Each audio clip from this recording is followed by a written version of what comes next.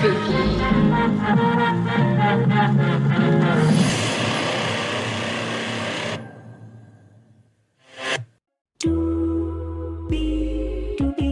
Hey everybody, welcome to this episode of Appendages. I'm Brian with my co-host Rod. Say hi, Rod. Hi, Rod. So this month in December, first off, I'm calling out Tubi because our Christmas present sucks.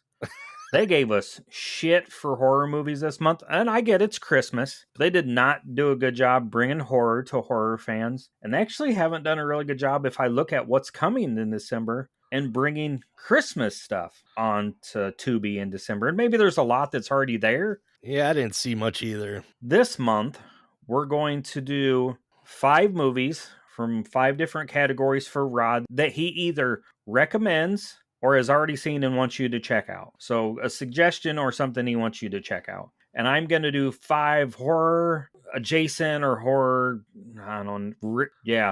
something to do with horror films. Because, like I said, Tubi just they did not stuff our stockings with stuff that horror fans would want to watch this month. And I mean, that's fine. It's not all about us, but on this podcast, it is all about us. That's right, it is. So I'll let Rod go first. He'll give you the movie, and then I'll do mine, and we'll go back and forth.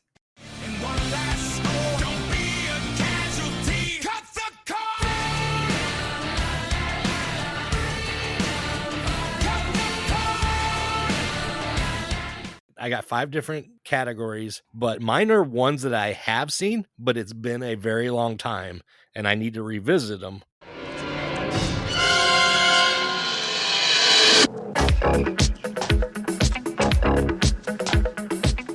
From the thriller category, I've got Training Day from 2001, starring Denzel Washington and Ethan Hawke and Eva Mendes.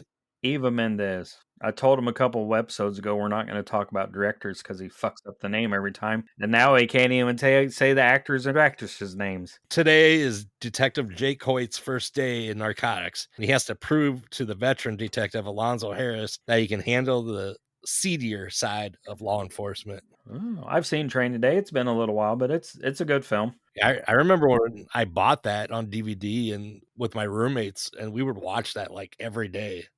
Oh, I don't think it's that good or that much. It's that good, but I don't think it's that much fun. Something has to be fun for me to want to watch it every day. My first film starts streaming on December 18th. It's a documentary. It's called Swept Left or Death. I thought it said For Death. I don't know. Discover the chilling stories of ordinary people who fell victim to the dangers of online dating apps and suffered deadly consequences. See, I'm like a kid on Christmas morning when I don't get what I want. I'm just distraught. I'm sad. I just keep messing up. I think that documentary might be about me because I've been on dating sites twice and I didn't get very anywhere. I lost 2 years on one relationship and 6 months on another. The only thing dead in your life is your love life, though. These people actually died. Oh, okay. I died inside. Does that count? Maybe. I don't know. So from the kids and family, I got Cloudy with a Chance of Meatballs from 2009, voiced by Anna Faris, Bill Hader, and Bruce the Chin Campbell. Who's Bruce Campbell played? The dad? The mayor, I think it was. Oh, really? Well, that's interesting. I didn't know he was in it. So horror adjacent and science fiction. I really enjoy Cloudy with a Chance of Meatballs. Are you going to give a synopsis? What could possibly go wrong when failed scientist Flint Lockwood invents a machine that turns water into food? Chaos and mayhem. That sounds like a hell of a machine. Can I get one? It might be. Yeah, why not? I'm hungry. So my next film that starts streaming on December 6th. It's called Toxic Harmony. After parting from her girl group, a singer finds both fame and danger after capturing the attention of a powerful but mysterious record label executive named P. Diddy Combs. No, wait. I added that last part. Well, that sounds like that, though, don't it? Like, comes with some baby oil, too. Yeah, that sounds exactly like what happens in, if you've ever heard the story of Pink, they want her to like change her whole persona, and she's like, no, I'm not doing that. So they wouldn't sign her, so she had to kind of go on her own way. What do you got next? All right, so next category is drama. I got The Departed from 2006, starring Leonardo DiCaprio, Jack Nicholson, and Matt Damon. Billy is an undercover cop for the Boston Police Department. He's on an assignment to take down the Irish Mafia, but there's a mole in the police force, and Billy's life is on the line. I have never seen that one.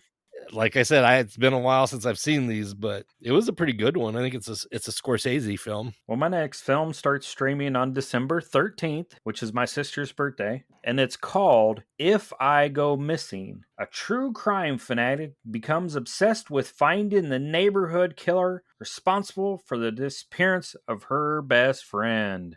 Ooh. Yeah, so if she goes missing, you better go look for her too. So, Brian, if I go missing, you can have half my junk.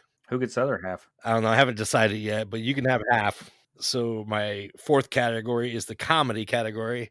And I got The Cable Guy from 1996, starring Jim Carrey and Matthew Broderick. Steven has been kicked out of his girlfriend's place and has rented an apartment. When he decides to get cable, he inadvertently gives the cable guy Chip the idea that they are besties. And when Steven lets Chip down, all hell breaks loose as Chip ruins Steven's life. See, this is one of those that's horror adjacent.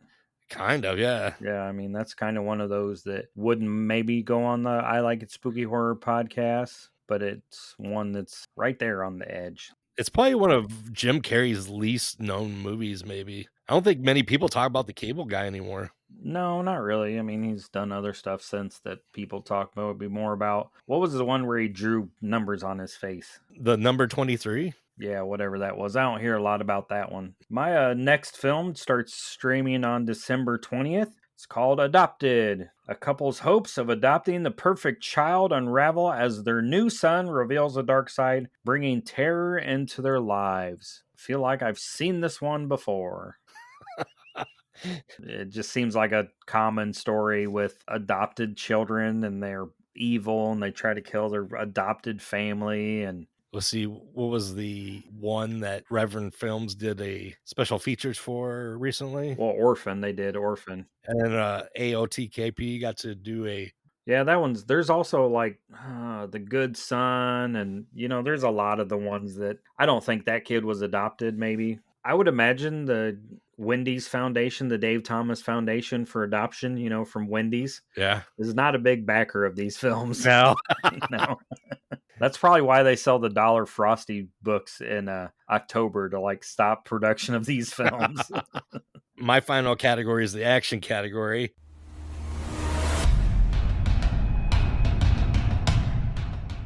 And I've got Man on Fire from 2004. I'm bringing back Denzel Washington. Got some Christopher Walken and a little bit of Dakota Fanning. Synopsis: ex-CIA agent Creasy takes on a job to be a bodyguard to a 9-year-old Peta. As the two get closer, Creasy starts a friendship with Peta, but one day at school, Peta is kidnapped and Creasy must try to find her to maintain his humanity. These are always weird to me because I think to myself, I like Denzel and he's a good actor, but not as a bodyguard hitman. Because of he's not as buff as some of them?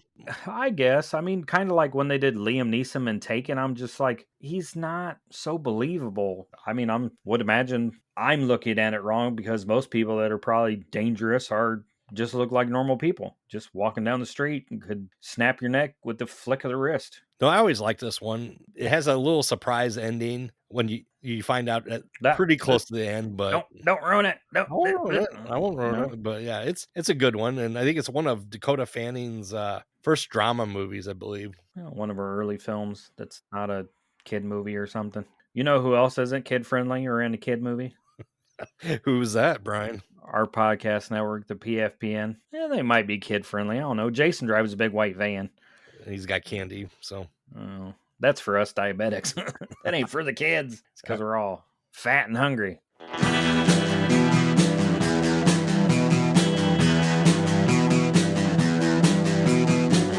You're listening to the Prescribed Films Podcast Network, home to hundreds of hours of free podcast entertainment. The shows on this network all have a common goal: providing you with the best discussions about movies and other forms of entertainment media. The PFPN hopes to fill your earholes with audio joy. Visit our website with links to all the other amazing shows at www.pfpn.com. thepfpn.com. Thanks for listening.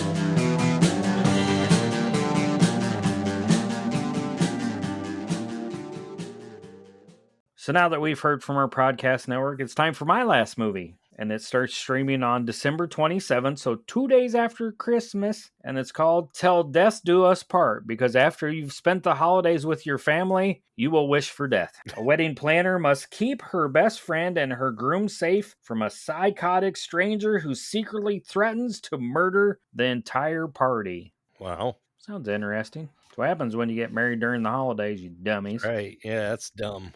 So this month we're doing only one Appendages because we have Indie Spotlight coming back early in the month and hopefully coming back every month after that. It's been kind of nice to have a break. Rod's not a part of Indie Spotlight. He may be at some time. He may come on as a guest. Who knows? But we want to get some vendors and some other people that we want to highlight early enough in the month so you have time to reach out to them and order some Christmas gifts. Or maybe if you don't have time before Christmas, all that money your parents gave you, if you're still living in their basement, typing away on their computer, doing podcasts, you can use that money to buy from the vendors, right? I live on the second floor apartment, by the way. Well, I wasn't talking about you. Oh, okay.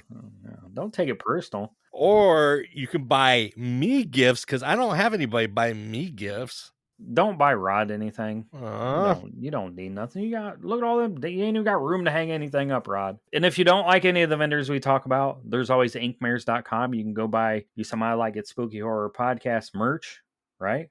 Right. I mean, we have a sale going on right now. Got a bundle package. 2 t-shirts, a button, a sticker, a matchbook. What else? A magnet, all for $50 delivered. That's a hell of a deal, especially with inflation and in today's economy. That's right. So check out these movies on Tubi. And I mean, if Tubi doesn't up their game, we might have to go somewhere else to get some horror stuff. But I would imagine after December, It'll get better. You can't be great all the time, right?